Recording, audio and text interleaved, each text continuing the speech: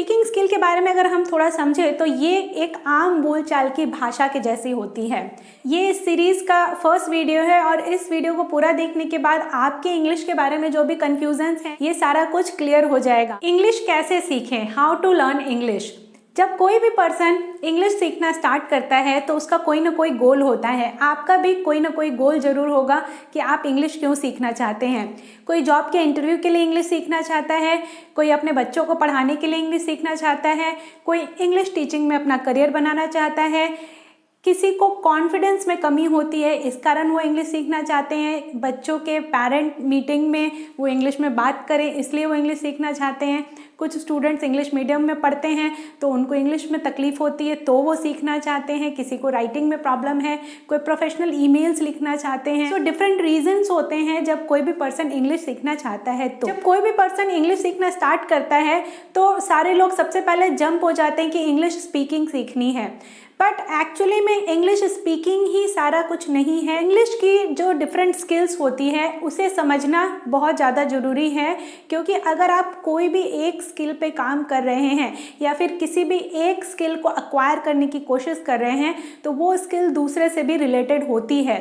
और ऐसा होता है कि स्पीकिंग स्किल को डेवलप करने के लिए सिर्फ और सिर्फ स्पीकिंग की ज़रूरत नहीं होती है। आप रीडिंग एंड लिसनिंग स्किल पे भी काम करेंगे तो आपकी स्पीकिंग डेवलप होगी। ये एक 5 वीडियोस की सीरीज़ है जहां मैं इंग्लिश के सारे स्किल्स के बारे में डिटेल में बताने वाली हूँ और उस स्किल्स को इम्प्रूव करने के लिए आप क्या क्या कर सकते हैं, किन लोगों को कौन सी स्किल पे ज़्यादा ध्यान देना चाहिए, वो सारी चीज़ें मैं यहाँ पर बताने वाली हूँ। तो ये 5 वीडियोस की सीरीज़ आप ज़रूर देखिएगा और इसके लिए अगर आपने मेरे चैनल को सब्सक्राइब नहीं किया है तो सब्सक्राइब करके बेल आइकन ऑल पे सेट जरूर कर दीजिएगा। ये इस सीरीज़ का फर्स्ट वीडियो है और इस वीडियो को पूरा देखने के बाद आपके इंग्लिश के बारे में जो भी कन्फ्यूजन्स हैं कि इंग्लिश को कैसे सीखा जाए और क्या क्या सीखा जाए, क्या चीज़ें पहले सीखनी ज़रूरी है, ये सारा कुछ क्लियर हो जाएगा।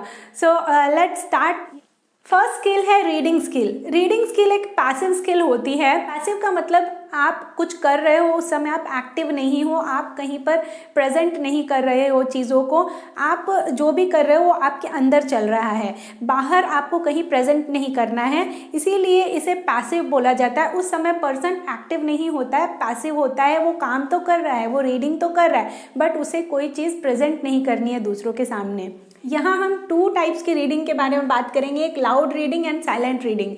लाउड रीडिंग क्या होती है, जब कोई पर्सन जोर जोर से रीड कर रहा है, खास करके ये लाउड रीडिंग बच्चों को ज़्यादा काम आती है। उन्हें क्लास के अंदर बोला जाता है कि आपको रीड करना है, या फिर आप देखेंगे कहीं पर कोई प्रेजेंटेशन दे रहा है तो कुछ चीज़ें वो देख के बोलते हैं और कुछ वो अपने मन से बोलते हैं, तो उस समय ये चीज़ काम आती है लाउड रीडिंग स्किल। फिर आती है साइलेंट रीडिंग। साइलेंट रीडिंग सबसे ज़्यादा यूज़ की जाती है और रीडिंग का एक्चुअल मतलब साइलेंट रीडिंग ही होता है। जब आप कोई इन्फॉर्मेशन लेने के लिए रीडिंग कर रहे हैं तो, या फिर आप एंटरटेनमेंट के लिए भी रीडिंग कर रहे हैं, जैसे कई बार लोग बुक्स पढ़ के एंटरटेनमेंट करते हैं। जैसे मैं पेरेंट्स को बताती भी हूँ कि बच्चों को कॉमिक बुक्स वगैरह दीजिए, स्टोरी बुक्स दीजिए, जिससे वो एंटरटेनमेंट करेंगे और वो रीडिंग के टाइम में शांति से बैठकर रीडिंग करते हैं, उनकी रीडिंग स्किल भी डेवलप होती है और उनका नॉलेज भी इम्प्रूव होता है और उनका एंटरटेनमेंट भी हो जाता है। तो इसी तरह से बड़े लोग भी रीडिंग करते हैं, न्यूज़पेपर रीड कर रहे हैं, बुक्स रीड कर रहे हैं, या फिर कहीं भी कुछ लिखा हुआ है, बोर्ड वगैरह पढ़ना है, वो सब कुछ रीड कर रहे हैं। तो ये साइलेंट रीडिंग के अंदर आता है और साइलेंट रीडिंग ही पैसिव होती है। एक्चुअली वहाँ आपको कुछ प्रेजेंट नहीं करना है, आप जो भी देख रहे हैं वो आपके अंदर जा रहा है। साइलेंट रीडिंग इंग्लिश को इम्प्रूव करने के लिए बहुत ही अच्छी होती है और बहुत ही ज़रूरी होती है। खास करके ये बच्चों को बहुत हेल्प करती है, इवन कि बड़े लोगों को भी ये बहुत हेल्प करती है, क्योंकि जब आप रीड कर रहे हो तो आपको वो चीज़ कहीं पर प्रेजेंट नहीं करनी है, वो आप सिर्फ ग्रैब कर रहे हो, आप सिर्फ अंदर ले रहे हो, तो वो चीज़ें आपके माइंड में जाती जा रही हैं और आप इंग्लिश के सेंटेंस का स्ट्रक्चर है, ग्रामर है, वर्ड्स हैं, ये सारी चीज़ें आपको समझ में आती जाती हैं। तो रीडिंग बहुत ही ज़्यादा ज़रूरी है। प्रोनाउंसिएशन करेक्शन होता है लाउड रीडिंग के टाइम में, खासकर जब क्लास में बच्चों को रीडिंग करने के लिए बोला जाता है तो प्रोनाउंसिएशन उस समय काफ़ी मायने रखता है और टीचर्स भी बच्चों को करेक्ट करवाते हैं कि चलो ये नहीं, ऐसा बोलना है आपको। अगर आप रीडिंग कर रहे हैं तो 10 to 15 मिनट्स लाउड रीडिंग कीजिए, जिससे आपकी स्पीकिंग स्किल भी इम्प्रूव होगी। कॉम्पोजिशन का मतलब होता है जब कोई भी पर्सन, बच्चा या फिर कोई भी पर्सन है जो भी इंग्लिश में लिख रहा है, वो खुद से सेंटेंस क्रिएट करके लिख रहा है, अपने मन से लिख रहा है, उसे हम एक्चुअली में राइटिंग स्किल बोलते हैं।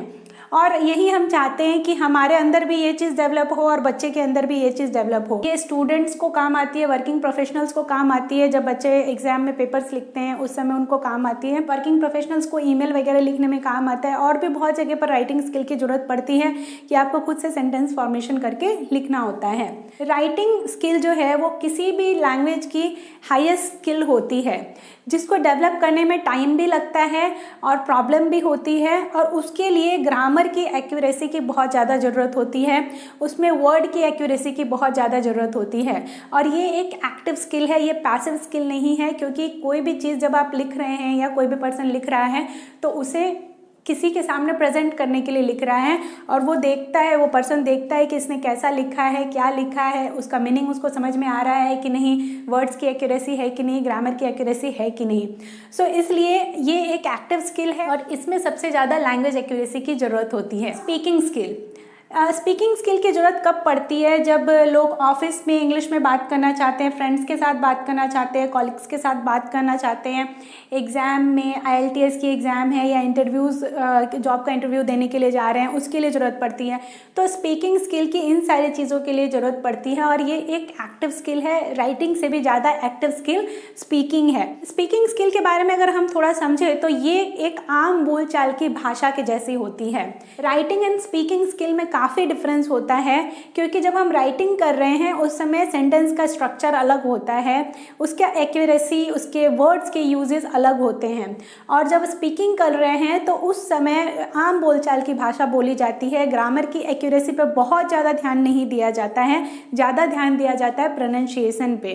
आप कितने कॉन्फिडेंट हो, आप कितनी अच्छी तरह से इंग्लिश में बात कर रहे हो और आप बिना रुके बोल पा रहे हो, आपको ज़्यादा सोचना नहीं पड़ रहा है, तो वो होती है स्पीकिंग स्किल।